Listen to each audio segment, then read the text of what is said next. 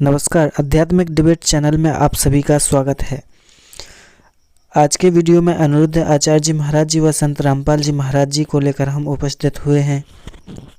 तो अनिरुद्ध आचार्य जी महाराज जी के शिष्य ने पूछा हुआ है कि हम लोग अंडे खाते नहीं हैं लेकिन उन्हें बेचते हैं, क्या ये सही है?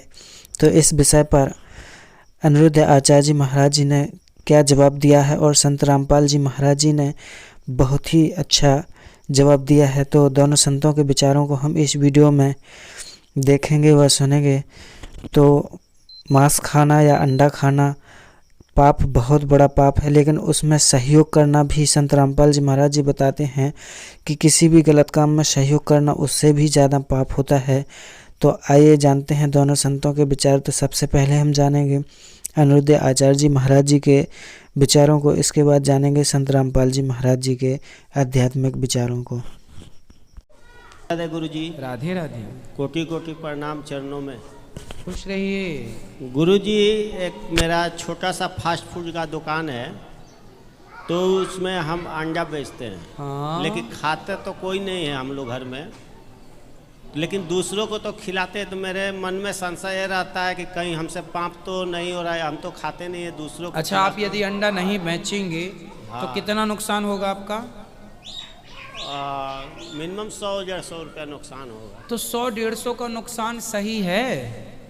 किसी की हत्या का कारण बनना सही नहीं है जी। किसी की हत्या का कारण बनना सही नहीं। हाँ, 150 कम कमाओ।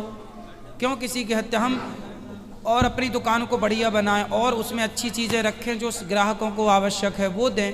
अंडा क्यों हम रखें? जी। दाल रोटी भगवान अपने को दे ही रहे हैं। दाल रोटी ईश्वर दे रहे हैं, भरपेट खा पा रहे हो? दे रहे हैं। हाँ, तो फिर किसी की हत्या का पाप 150 में मिल रहा तो क्यों 150 में किसी की हत्या का पाप लो? लाखों में भी मिले तो क्यों लो? पैसा कमाओ, गलत पैसा नहीं कमाओ। वो 150 आपकी 150 पीढ़ियां बिगाड़ देगा। जी जी। इसलिए वो पैसा कमाओ ईमानदारी का। अभी आपने सुने अनिरुद्ध आचार्य जी महाराज जी के आध्यात्मिक विचार। आइए अब जानते हैं जगत गुरु तत्वदर्शी संत रामपाल जी महाराज जी के आध्यात्मिक विचार। जिस लोक में हम रह रहे हैं ये ऐसे निर्दयी का लोक है। आप यहाँ अपने पेट के लिए जा रहे हो, जाना पड़ता है। रास्ते में कीड़ी मकोड़ी ना जाने कितने जीव जंतु आपके पैरों के नीचे कुचले जाते हैं, और ये पता भी होता है और फिर भी नहीं बचा जा सकता हमसे। परमात्मा कहते हैं पृथ्वी ऊपर पग जो धारे और करोड़ जीव एक दिन में मारे। अब कहने का भाव ये है कि जो हम साधना करते थे शास्त्र विधि को त्याग कर, उनसे पुण्य तो कोई बना नहीं था क्योंकि वो शास्त्र विरुद्ध होगी, और पाप अपने आप बने थे। जैसे 1 एकड़ जमीन है, यानी कोई 2-4 एकड़ जमीन है, उस जमीन में, उस पृथ्वी पर यदि उस जमीन से हम कुछ लाभ लेना चाहते हैं, जैसे कणक उगाना चाहते हैं, गेहूं, चना, बाजरा, ज्वार, कोई भी फसल हम बनाना चाहते हैं, तो उसके लिए हमने एक विशेष प्रयत्न करना पड़ेगा। वो घास पहले वाला काटना पड़ेगा, उसमें कोई झाड़ बोझड़े उग गए हैं वो काट काट के बाहर करने पड़ेंगे, और फिर हल से, ट्रैक्टर से, यानी परिश्रम करना पड़ेगा और पैसे लगाने पड़ेंगे। अपनी मेहनत से, मजदूरी से या पैसे से उसकी गुड़ाई करनी पड़ेगी। फिर बीज डालना, वो भी पैसा, यानी बीज जो डालेंगे चाहे मोल ला कर डालेंगे या अपने घर से डालेंगे तो वो भी पैसा ही लग रहा है। फिर सिंचाई का, उसके ऊपर फिर अपनी पर्सनल मेहनत, ये सब इतना व्यय करके और समय भी सारा दिन उसी के चक्कर में लगे रहना, तब जा कर के कहीं फसल बनती है, गेहूं प्राप्त होते हैं।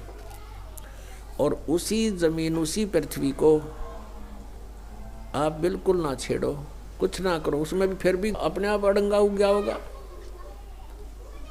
अपने आप इतना कुबाड़ो, उसके अंदर उत्पन्न हो जाएगा, वो दिखे भी नहीं पृथ्वी है यहाँ पर, तो वो यूजलेस है। तो पुण्यात्मा वो घास तो आप पे बन गया, वो अड़ंगा कुबाड़ तो आप पे उग गया, और फसल बनाने के लिए कितना प्रयत्न करना पड़ा, और वह भी फसल हुआ तो वरना भी हुआ। यहाँ के जो साधनाएं थी वो ऐसे टाइप की थी जैसे कोई इंद्र की गद्दी प्राप्त करने के लिए, स्वर्ग का राजा बनने के लिए तप या यज्ञ करते हैं, तो उनकी यज्ञ या तपों को खंड करवा दिया करता था वर्तमान राजा इंद्र। क्योंकि यहाँ राजनीति चलती है, धर्म नीति नहीं चल सकती। धर्म नीति तो परमात्मा के चरणों में आने के बाद हम राज्य की इच्छा त्याग कर ही धर्म नीति को पर चल सकते हैं, उसको सफल कर सकते हैं। तो इंद्र अपनी राजनीति के आधार से कि कहीं कोई तेरी गद्दी प्राप्त करने की योग्य कोई ऐसा धार्मिक अनुष्ठान ना कर ले, तो उनको खत्म करवा देता था, किसी ना किसी कारण से खंड करवा देता। तो वो समझ ले जैसे किसान यहाँ पर खेती तैयार करता है, ओले आगे या वर्षा फ्लड आ गई, हो गया नाश बने बनाए का, या आग लग जा बनी बनाई फसल गेहूँ का। तो यहाँ कहने का भाव ये है कि इतनी मेहनत के बाद भी आशा नहीं कि घर आ जाएगी, और घर आती है तो कितना प्रयत्न, और वैसे उसमें अड़ंगा वैसे उग गया उस जमीन में। तो ये हम जिस लोक में रह रहे हैं ये ऐसा स्थान है कि हमने अगर पुण्य करने पड़ेंगे इस शरीर से तो मेहनत करनी पड़ेगी, काम भी छोड़ना पड़ेगा, 10 रुपये भी लगाने पड़ेंगे, तब हम पुण्य प्राप्त कर सकते हैं। और साधना हमारी शास्त्र अनुकूल हो, शास्त्र विधि को त्याग कर मनमाना आचरण ना हो, तो तब हमें पुण्य मिलेंगे और पाप बराबर में लिखे जाएंगे। पाप अलग लिखे जाते हैं, पुण्य अलग लिखे जाते हैं।